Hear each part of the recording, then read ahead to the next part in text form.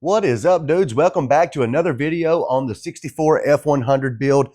As you guys can see in the background, I've already got a lot of stuff done already. So I'm just going to set down the camera and jump on in and get y'all caught up. This is the last time we're going to be seeing it with the bed this high, so let's get a measurement of it. I always forget to measure this crap and see. Looks like we're at 19 inches right there. Well, I know for a fact we're going to have it sitting all the way on the ground. So that's going to be a 19-inch drop from the bottom side right there all the way down. All right, cool. Let's unhook that gas tank and get it out.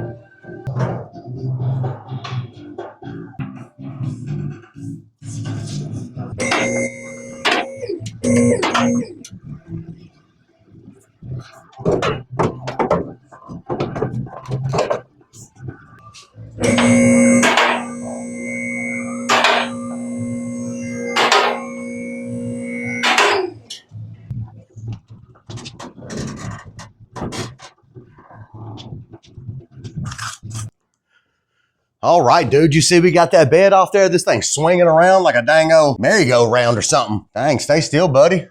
All right, we'll just leave you. We'll just let you hang crooked right there. That's what you want to do. All right, so we need to get this thing outside now so we can set this cab or this bed all the way down. So, yeah, let's get this thing out, and then we'll set this down. We'll get it moved out of the way, and we'll bring the truck on in, and we'll start tearing apart this rear end. All right, we should be able to just let this baby roll on outside. Got the brakes all hooked up, so we'll be able to stop ourselves. So, man, let's go for it. Let's see. See if I can get myself a little push down the hill. This seat is tight right now. It's not a seat, it's a dang bucket. All right, let's get going. Let's get a little rock going.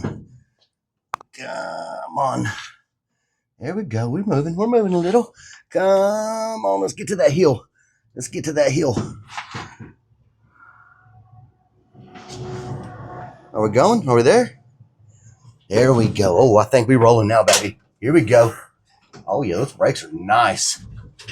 Whew. All right, yeah, that's perfect. That's all we need to get that thing down. Shoot.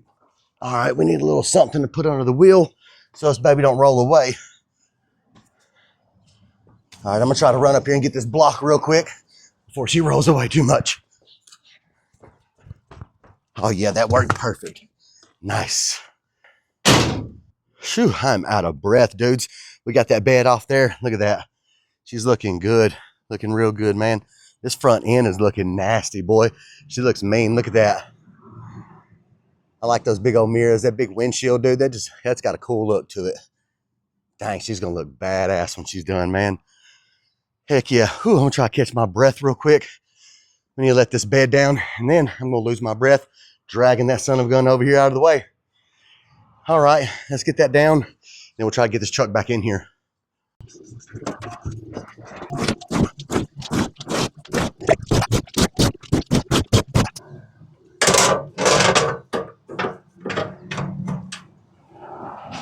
Oh, dang, dude, I ripped my pants.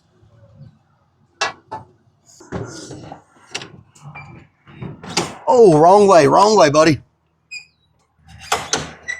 Oh, we gotta get that block out of the way.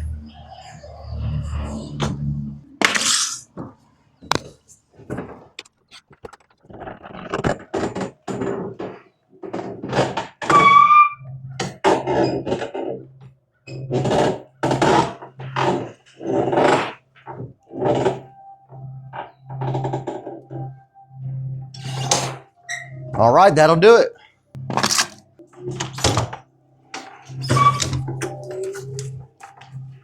Oh, man, that was close.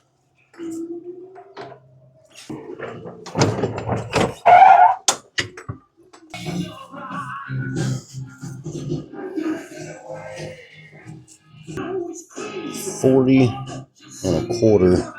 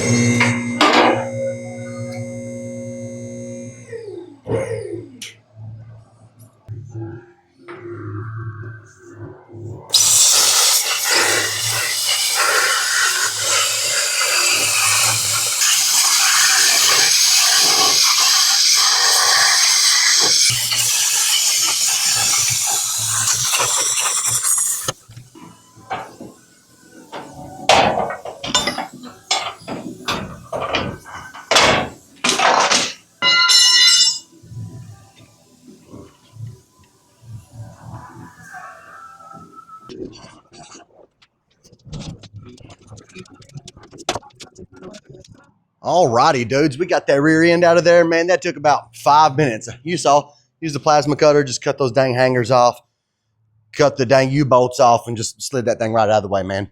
No problem at all. And dude, she's pretty clean right here. All we got to do is hit those little rivets right there, knock those out of the way, and the front one's there.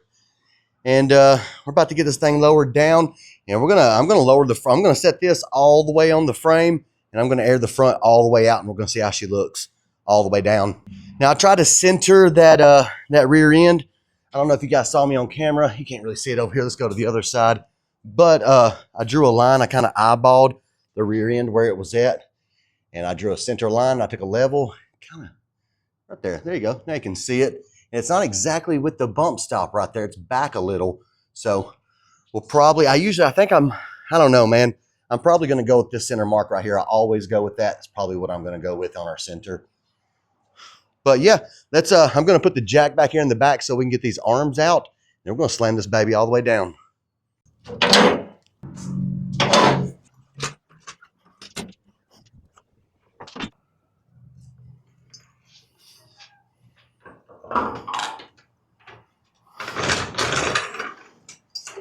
All right, we got that rear end all the way down. That frame's not setting, man. We're sitting on that dang, those exhaust hangers right there. Just gonna have to cut those suckers out. Get those out of there, and now let's lay down the front. That looks nasty, man. I think I'm about to have to step out back. I'm about to spit up. Sorry. Whew, that is so sick.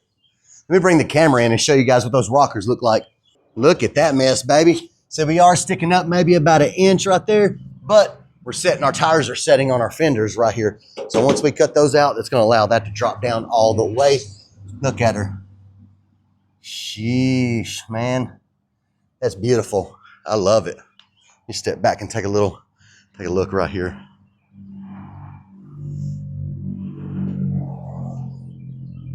Pretty dang low, guys. That's looking freaking awesome, man. Check that out. She's gonna look sweet as heck, dude. Heck yeah, man. Well, I guess us sitting on those little brackets right there aren't making a difference because back of that cab's sitting all the way down. And yeah, we're still gonna cut those off anyways just because they're ugly. But dude, she's down there, man. Look at that. Oh, would you look at that? Just look at that. Awesome. Heck yeah, dudes. So man, it's almost my 3 o'clock break. I am burning up, dude. It's hot as heck in the shop today. It's hot as heck in the shop every day, dude. Anyway, we got the rear end right over here. We've got to clean it up too. You know, we got to take that perch off and these shock mounts and get that thing cleaned up and ready for the 4-link mounts and brackets and get all that stuff cleaned up. So yeah, I'm gonna go take me a little break. When we get back out here, we'll probably clean that stuff up.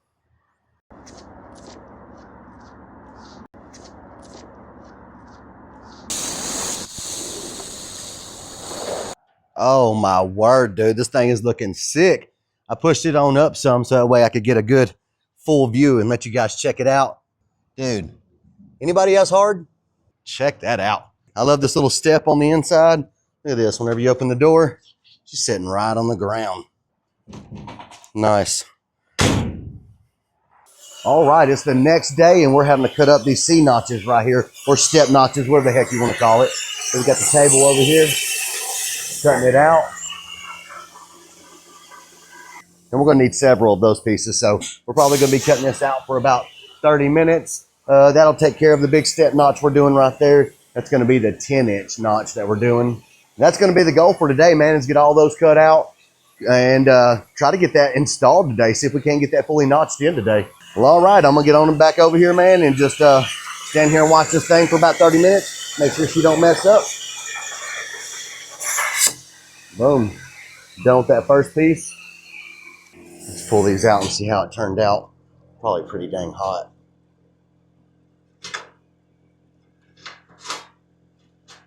Oh, can't get it. Get some gloves. Maybe we can get that sucker out of there. She's hot as heck. Oh, dang, it fell all the way in the water. All right, this one's being a little tricky.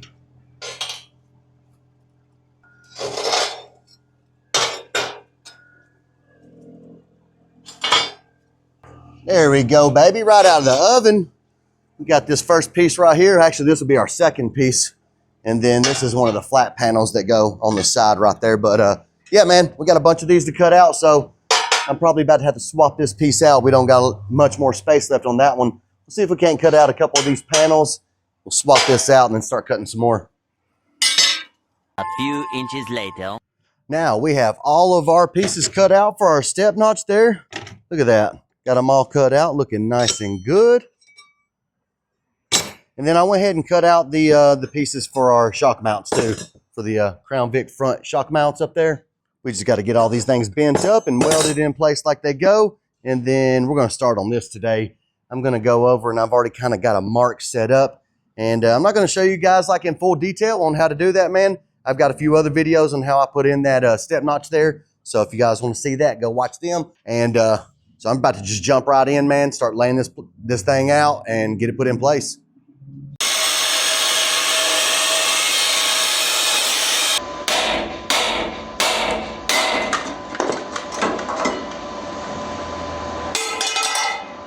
All right, guys, y'all can see we got her notched in and we got that rear end setting in place. I can't remember if I showed on camera, but we got that rear end all cleaned up and all those perches and brackets cut off there and ground down real smooth. Notch is looking awesome. And let's see, I've got a couple measurements over there, but I think from the back of our cab right here to the center of our axle was 40.5.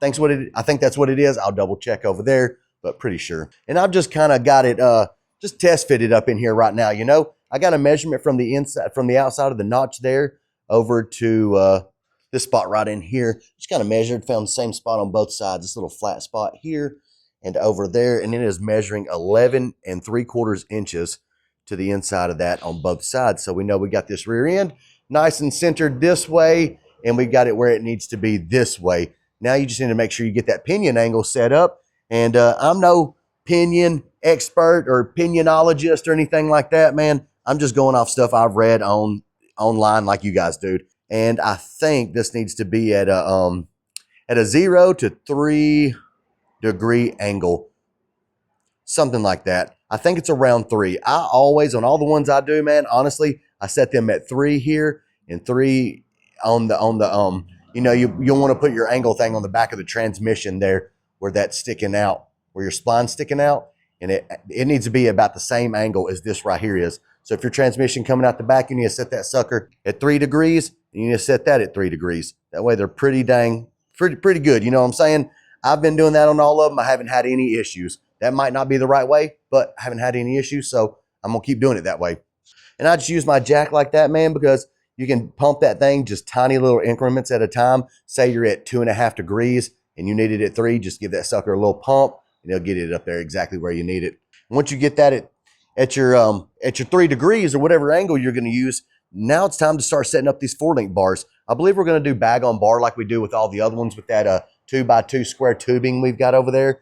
And we cut out the brackets on our table over here for our bags. But yeah, we'll get all that stuff set up. We're going to build up some bars. We're going to do round tube on the uppers and the squares on the bottom. But I'll get some of that stuff set up, and I'll show you guys how I build all that crap. All right, I got everything kind of in place. I wanted to show y'all real quick. Just get yourself a dang flat edge like this, man, and put it on that rear end. It's kind of hard to do this with one hand, but y'all get the idea. Yeah. And I think, I see FedEx over there, dude. I don't know if they're just picking up packages or if they're going to come over here next and drop off our air ride stuff. But yeah, get yourself a flat edge like that. I'm going to try to do this again. Put it on there. See what we got. 2.7, 3. And then you can finagle with it a little bit. Hit that jack up and down just a little bit. Hey, buddy. Oh, man. Okay. Maybe he's coming back through later. But yeah, that's what you want to do, man. Get your edge on there. Get that thing straight. I'm going to set mine at about 2.5 is what I'm going to do. And then we'll do the same thing on the transmission. Okay, and I wanted to point out this part to y'all too. I've had a couple people mention in the past that this right here wasn't setting directly center in this notch right here. And I'm not sure if some of you know, but when you set up your 4-link, and if you got, you got a link here and it's attached to the rear end there, it works like a circle. You know what I'm saying? That rear end is going to pivot off of this front one right here like a circle. So when you're sitting right there and it lays down, it's going to come in closer.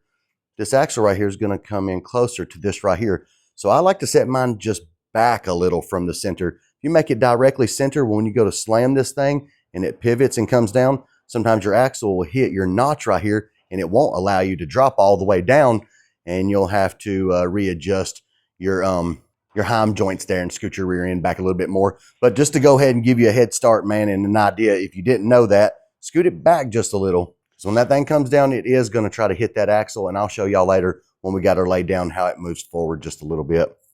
All right, time for a little update. You can see we got that step notch in. I've got all kinds of stuff done, man, since I checked back in with y'all. We've got this support bar in and some gussets. The upper bars are already in. Man, I messed up last week. I got ready to build the bottom bars, went over to the shelf to find my my bar ends that I usually use from Thor Bros, and I thought that I had ordered an extra set when I ordered Chucky's, but I did not, dude. And it usually takes about a week or so to get parts in from them. So I was kind of at a standstill, because we needed those to move forward. I for me, I set my bottom bars and then I build off of that. So really put me in a bind. So I went ahead and jumped on the internet, went over to thorbros.com, ordered those up. It's the bar ends that I use that fit in the 2x2 tube that we use for the bottom bars. Haven't showed you guys that yet, but we're going to be getting on that hopefully today. And then the little round bar ends that we use to weld onto the bars. I get those from Thor Bros for the 2x2 tube with the 1/4-inch wall. So I knew that was really going to throw a kink into the production on getting this truck done, man. I had a time frame, I had a little goal set that I needed to get this done, and that really threw a wrench in my plans. So I texted them up over at Thor Bros, man, sent them an email, said, dude, anything extra I can do, man, I'll send you some extra money on Venmo if you can please just make mine priority and get them out for me. I need them so bad, man, so I can continue this video and get this project out. And those dudes called me like 10 minutes later, man, straight up called me and told me what they had, and if I could work with that, they could send it out immediately, and they did.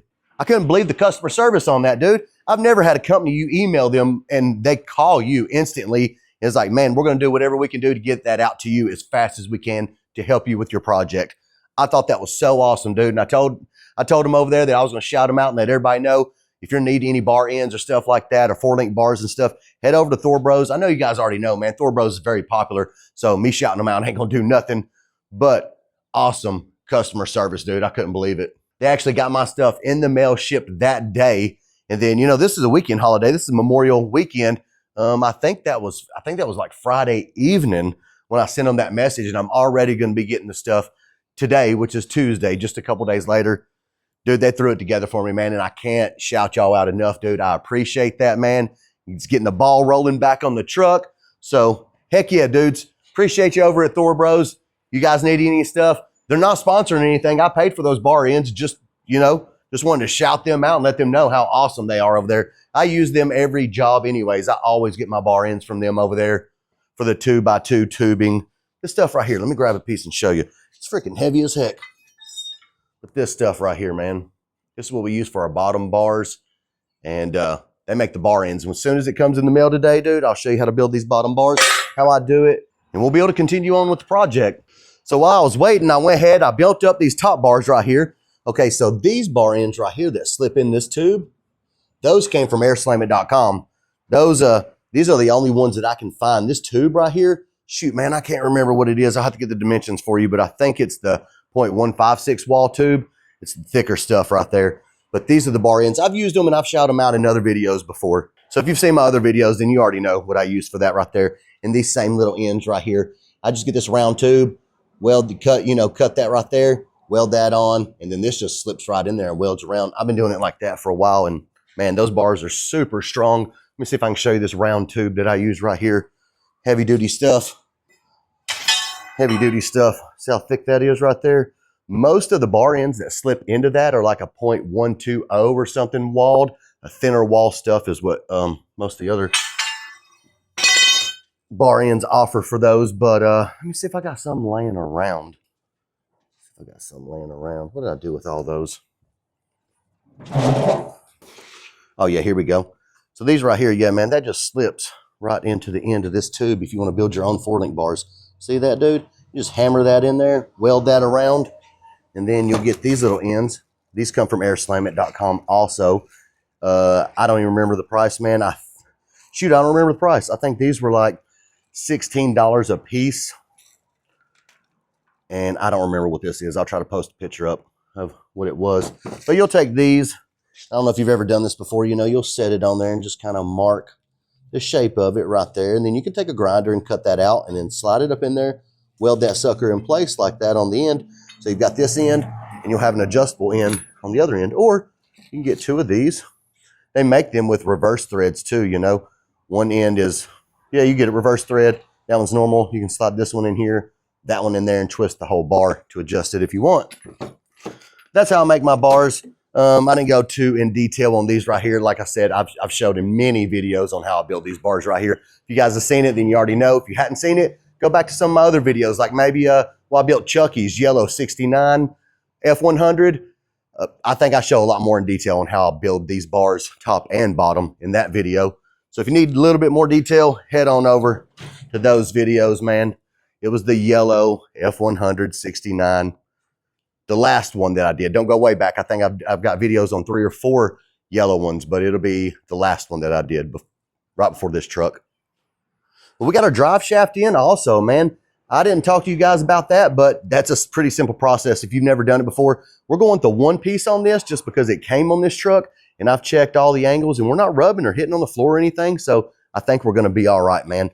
This is actually the Crown Vic drive shaft all the way up into the transmission from the Crown Vic, right? It's got the front yoke. It's got the Crown Vic transmission. It's all hooked up normal all the way back here on the back. You want to get yourself a measurement, Just get yourself a measurement. If you're doing this, you should be smart enough to figure out a measurement from that to where it needs to go right here. So then I cut the back end off of the Crown Vic transmission. And that was this end right here. This is the piece that goes up to the Crown Vic rear end. We don't need that anymore. I don't know if y'all can tell if you've ever done this before, but let me grab this other drive shaft too to kind of show you. All right, so this is the F100 drive shaft right here. All right, and if you've never done this before, if you look at these ends, see how they got this little weld that goes around? So if you'll just gently take your grinder this way, kind of center that, and cut through the thickness of what this drive shaft is right here. See that? Be pretty careful. Just cut through it, rotate it. Oh, dang. Just cut through. Don't go all the way through because this thing right here will slide out.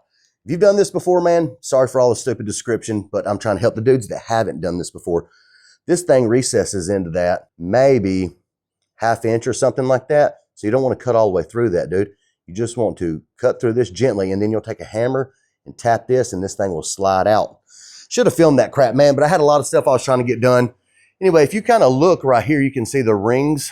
You can see this one right here where it slides in. I actually cut through that one. I didn't care. I was just trying to get that piece cut to length. So you'll measure the length of your Crown Vic drive shaft. Make sure that you're counting on all this stuff right here. I measured up into this little back cup where this goes. You can see where I welded it on. Anyways, this is the piece that we beat out. Like this right here, come out of the F100 drive shaft. And then you'll take that little sleeve, you'll go in there, and you'll hammer that thing in, and it'll pretty much, it's going to set flat because if you cut that thing straight, and I did, we cut it on the Evolution chop saw over there, so I know I had a good straight cut on it. And that thing, the way that it's collared, man, once you get it and hammer it in there, it's only going to set flat. And then just weld that sucker up all the way around, man. You do want to make sure that you, I can't remember what they call it. I think they call it phasing or whatever. These little ends right here show you better on this one. All right, see how you got your wobbly U-joint, and this right here is built onto the drive shaft, this angle right here. You want to take your next one, see how this one right here is built in, make sure they're straight. So you can set it on the floor so it's sitting like that. And then take your drive shaft, set it on the floor so that the thing's sitting straight up. This is going to roll around, man. I'm trying to do it with one hand, but I'm giving you a description, you know, to help you. So you want that thing pointing up like that. Make sure this one's pointing straight up like that. Slide them together. That way they'll be in phase. You don't want this thing twisted or cocked over like that. I think it'll throw it out of balance. So that's pretty much all I did, man. Slid that in, welded it in. Everything bolts right in place. Now this fits the rear end on the F100, the 9-inch, or whatever you got going on. You can adapt it to that, and it had the Crown Vic front end right there, the front yoke on your drive shaft. And we hadn't got to test drive it yet, man, but I'm pretty confident in that. I've done it to a couple. I did that to Chucky's. I've done it to a few, man, and they're rolling smooth as eggs. So hoping it's going to work. Also, a couple other updates. I got a dang kitty cat in here. Somebody stopped by the shop one night and dropped off a little baby kitten here at the shop. And I've been hanging out with it for about 3 days. It was hiding under this truck right here for a whole day. It wouldn't come out from under that thing. We got it out just far enough to eat out of a little bowl we set up, and then it run back in there. Finally got it into the shop, and then it lived under this truck right here for a few hours. Didn't want to come out from under it. It found the couch. It's been living under the couch, and it's kind of just been running along the edges. Tiny little orange kitten, and it doesn't like me at all, dude. It doesn't like Kathy, don't like nobody. I've got close enough to try to touch it. It was sleeping. I snuck up on it a couple times. It woke up, hissed, and kind of like jumped at me. Freaked me out, dude. So I've been letting him do his own thing. I've been setting some treats out here and there. Hopefully it'll come out. So I'm looking around for it, man. This dude is sneaky, sneaky little cat. So tiny, gets in the smallest little spots. But hopefully he'll be a cool little cat, man. We might have a shop cat. I don't know what's going to happen with that thing. Heck, he might grow up and freaking run away. He might not even like it in this shop, you know? Once he gets old enough to start running around doing his own thing, he might just take off, and who knows where he's going to go. But for right now, he's living around the shop, and I've been trying to keep him fed, keep him watered up, give him a little place to do his business under the thing. You know, behind that, I made him a little litter box under there. He's been dumping under there anyways, so I cleaned it up, put the little litter box. Maybe he'll get it figured out how it works. So, man, yeah, if you see a little orange cat running around in the background, that's him or her. I don't know. I don't know if it's a boy or girl yet. I ain't got a chance to pick it up and sniff its butt. I ain't got close enough to sniff its butt yet, so don't know. But hopefully we'll catch that sucker soon. Let's see. Then also, what else we got going on? Oh, yeah, we got the headlights working. Got the headlights. Let's see if you can see. I ain't got the key turned on. Oh, yeah, they're on. See? Got the headlights working. And, man, that was just a simple loose connection. These things are crazy. There's a fuse box. I don't know if I can get under there and show you, but your factory little fuse panel is in there somewhere. It plugs in to the bottom of the light switch right there. So it had like dropped out. I got under there and started looking around and found that it had dropped down. So I just shoved it back and made all those connections better. Everything's working. So if yours ain't working on your 64 or older, or I don't know how long they did it like that, get under there and look, and maybe that thing's just come unplugged. Could have some nasty corrosion on the connections or something, but just make sure she's in there good. All the lights are coming on now. Well, I ain't got no blinkers yet, but I'm hoping it's maybe because the bed is off. Everything's not connected right, but we can figure that out once we get the bed back on. Wipers are working. All that stuff's back to working like normal. It was everything was connected to that headlight switch right there, so it wouldn't let none of the stuff work. Strange, but I got it figured out. Oh, yeah, also, FedEx came through yesterday, dropped off our air setup right here from Airslamit. Travis over at Airslamit, man, hooked us up with this kit. It's been sitting here. Actually, I think it was like 2 days ago. I haven't opened it yet, man. I've been waiting on you dudes to open it up with y'all. Check it out. It's got those X-Series compressors. And, dude, I'm excited about this kit. I'm excited about this kit. We got the shocks right there. These are just Crown Vic rear shocks I ordered off Amazon. That's what I use for the rear of these. I read this little book. It has like thousands of dimensions for shocks. And without even considering the Crown Vic one, I just went through and started looking through all the measurements for compressed and extended and seeing which one had the most travel that would work on this vehicle. It just randomly ended up being the Crown Vic rear shocks had the most travel and worked best for this setup for me, the way that I do it. I like to mount, I mount it on this little, I've got this little bracket that I make off my cutter over there. I've already got the file for it, so I just cut it out, weld it there, and it goes in there, and then we make some little drop down tabs that come off the axle, and it mounts in right there. So we got those in, and yeah, this is all the other stuff right here from Airslamit. Dude, they hooked it up, man. They sent us a super cool kit. I'm excited to use it. I'm excited to see how fast those compressors air up, because they're the X series ones and they're supposed to be super duper fast. So we'll find out, man. We'll probably unbox that today and take a look at all the components. Maybe, I'm not sure yet. I don't want to get too much stuff out and laying around when we don't need it out in the way. You know, we're going to try to make these. My goal for today is make these bars as soon as UPS comes on with those bar ends. We're going to make those bars, try to get the bags mounted and everything done right here. That way we can put the test lines on it like we do on the front, test everything up and down, make sure it goes nice and smooth. And if it does, then we're going to set the bed back on, and then we'll open up that stuff and start getting everything laid into place. And I'll show you dudes exactly how to wire that thing up, where I place everything, and yeah, just help y'all out on how to hook up the air kit from airslamit.com right there. Also, I was able to find out how many miles are on this thing. Man, I spent all day yesterday just looking over wiring diagrams and different things and ways to troubleshoot this to get the door ajar thing off. And man, it really seems like without that driver door module, you can't do that. And I don't understand, because I didn't do that in Corey's truck, Chucky's truck, Michael's truck, any of them. Lincoln, none of them have that driver door module installed in them, and none of them say that the door is ajar. You know, I don't know what the difference is with this one. Anyway, after looking through all the diagrams, it appears that you just really need to install that module, maybe cram it up in your dash if you want that to go away. However, I didn't just snip the wires and tape them up in there, because I was thinking about going to my local scrapyard and snatching up a new one of those modules and just cutting all the wires and wiring everything up into that and stashing it up in there. There are a couple wires that come out of it that you got to ground. I think there's like 3 or something like that you've got to ground. If you ground those, it tells that module to tell the computer the doors are shut. Seems pretty simple if you just keep the dang module. However, we didn't. We're without it. So, and like I said, I didn't clip mine. I depinned them all the way back to the plug. So that would be kind of hell, man. I'd have to repin every one of those so that they fit back into the plug. It's a lot of stuff going on. Anyways, while fiddling with it yesterday and trying this and that and some other stuff, it does show the mileage. Before, when I turned the key, it would just go straight to that door ajar thing. But I found that, I'm not sure if I told y'all this earlier, but I did mention it in other videos in the past, that I use this little headlight switch right here. I installed them on the truck. Let's see it stashed up in there? That's the Crown Vic headlight switch. And if you don't, whenever you turn your truck off, your lights will stay on your gauges for like 10 minutes. You know how like when you leave your car with your headlights on and you run in the house, the headlights stay on for about 5 minutes, then they shut off automatically. It does that on this right here if you don't install that little module. With that module, you can just turn it straight off. As soon as you get home, turn off your key, you can turn that off. It turns off your gauge lights if you're riding at nighttime, you know what I'm saying? Because I don't know, it might run down your battery, heck, I don't know. But yeah, when I plugged that up and got that installed, now it still shows that the driver door is open, but it shows us the mileage real quick first. Let me see if I can get it to show you. Yep, see, it still shows the door is open, and I can go into this thing now. It wasn't letting me do that earlier, but I got this little info thing right here, so I can hit reset, and it shows our speedo.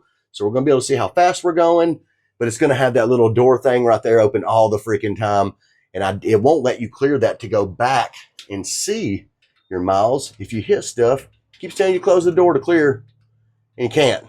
So it's not going to show you the miles till only when you turn the key every time. So at least you'll be able to keep up with your oil changes and stuff like that, Just when you turn your key, see how many miles you got, and then just keep up with that. You'll be able to keep up with your mileage. Sucks, but it is what it is, man. We're blending these trucks with old cars, and sometimes stuff happens, and you just got to roll with it, man. You got to deal with it to have a cool-ass truck like that. Rolling like that, man. If it says the little door jar thing is open, who cares, man? It's not going to affect anything. At least you can still see your speedo on there, and you can see the mileage.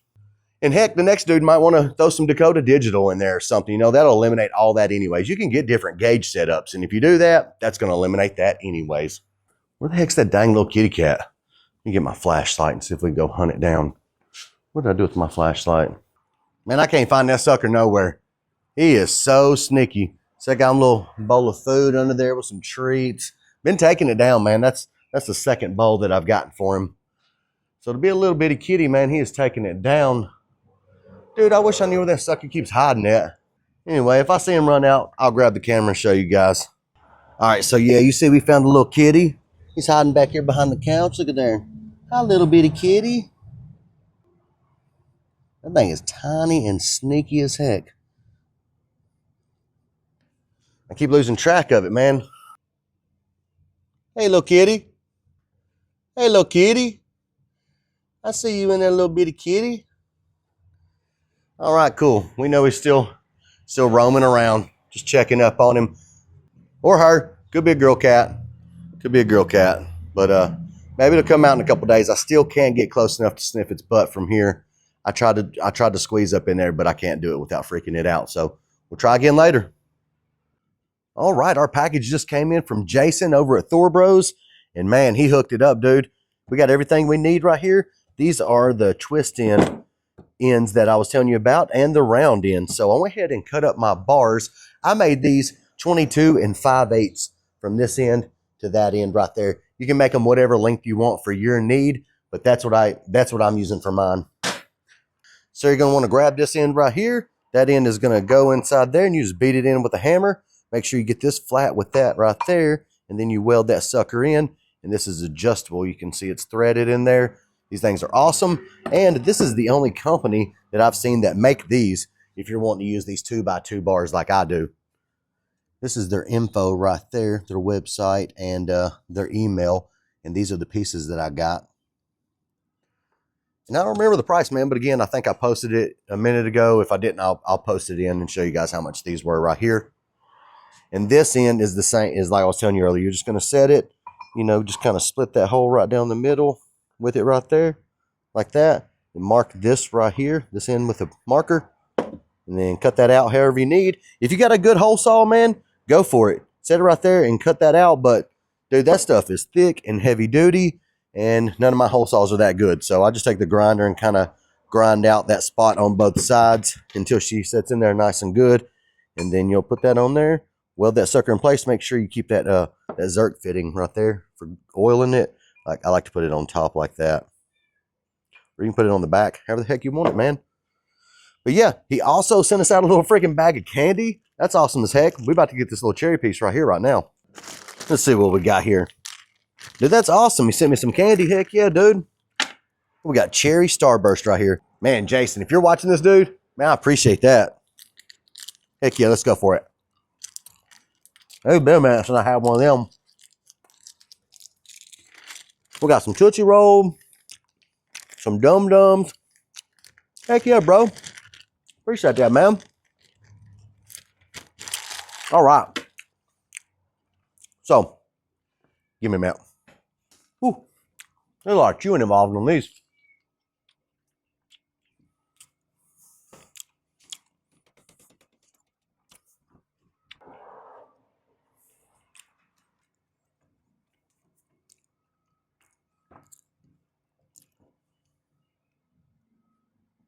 All right, man, that was delicious.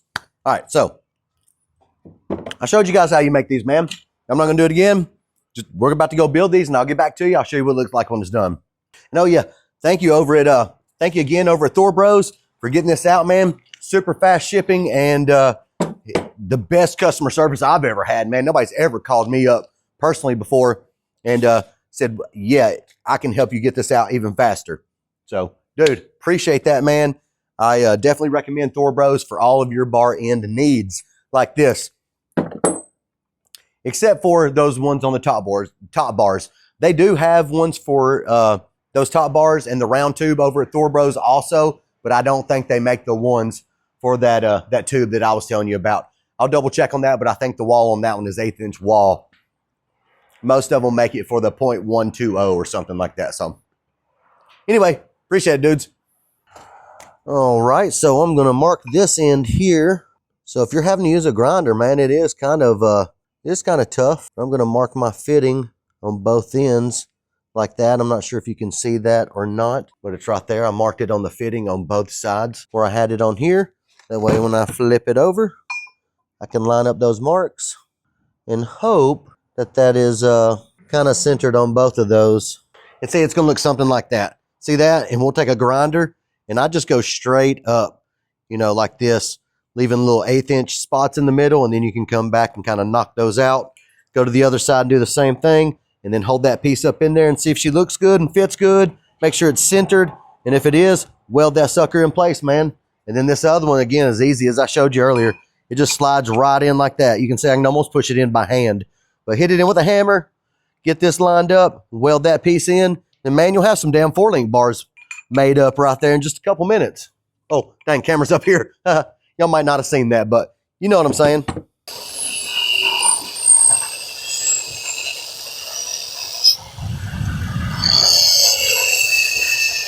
Alrighty, guys. Now, so when you get it cut out like that, you can see this fits in there nice and smooth, just like that. Now you'll want to weld that up all the way around right there, and that'll have this side wrapped up. And then all you have to do is slide in that other end, weld it in, and these things will be done.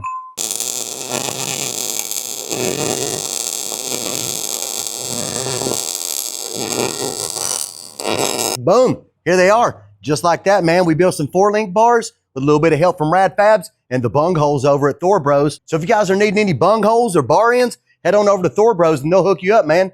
Sheesh, I am burning up, dude. It's hot as heck in here, man. I've been in here grinding, welding, and sweating. But we've got these bars made up. See there, we got those bar ends all welded in place, looking pretty darn good. And we got these right here on the end. You can twist them in and out and all about, just like that. Ain't got them snug down yet because we don't know how the length that we need them to be, but you do need to make sure that both of those are the same length. I'm going to head over to the parts store, man, because we need some bolts for these things.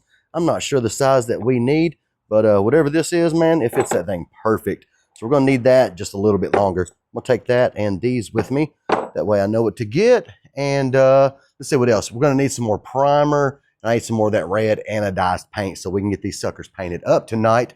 And then tomorrow, we're going to be getting them installed on that thing and hopefully, possibly almost ready to take that thing for its first drive. Alrighty, you saw we got those 4-link bars made up. They are back there on the paint rack. Put a little bit of that red anodized paint on them to match everything else. We headed over to the hardware store and got ourselves all the bolts that we need. It looks like we are using 5/8 bolts on these right here for all these little sleeves for the bushings and stuff. And we picked up some bolts for our shocks too.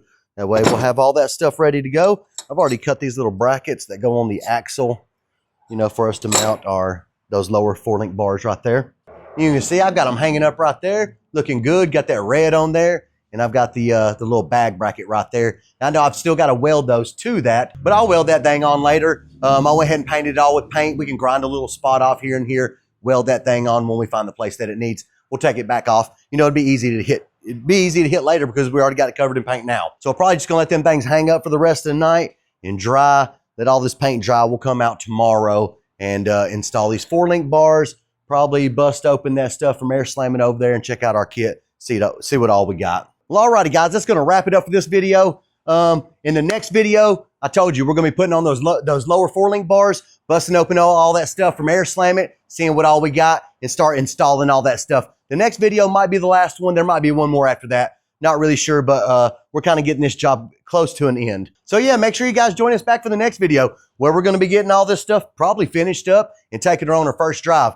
I'm excited for that first drive. Take you guys along with me, and hopefully she does good. So if you guys are needing some bar ends, make sure you head over to Thor Bros, man. They're really awesome, great customer service. Also, head over to airslamit.com for any of your air ride stuff, air bags, switch boxes. Dude, they got all kinds of stuff. Just go over there to the website, click the little drop-down menu, start scrolling through all the stuff, see what all they got, because they got a lot of stuff. And just like always, if you liked the video, hit that thumbs up. If you didn't, hit the thumbs up anyways. Thanks for watching.